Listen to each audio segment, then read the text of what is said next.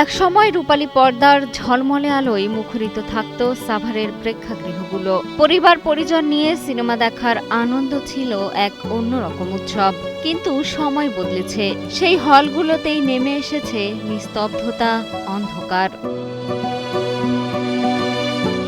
ঐতিহ্যবাহী বিলাস cinema hall, Nabinagar সেনা auditorium কিংবা শ্রীপুরের চন্দ্রিমা হল, সবখানেই দেখা মিলছে একই চিত্র, ফাঁকা আসন আর শূন্যতার ছায়া।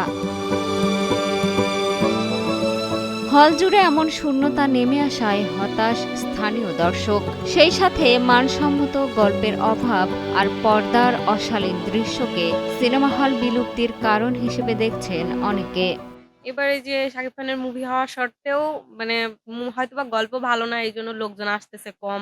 এবার তো ওইরকম লোকজন নেই, আমরা নিজেরাই তো হতভম্ব। মানে যে এরকম কেন হইছে? বসুন্ধরা টিস্যু অশুদ্ধতার বিরুদ্ধে এক বিন্দুও ছাড় নয়।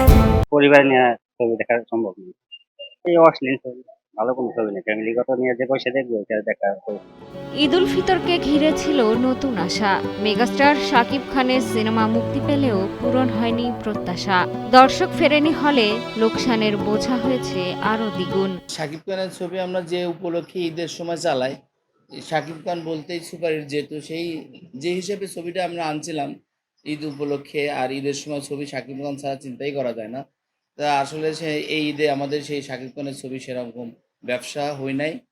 আর মানে বলতে গেলে কি লসের মতন।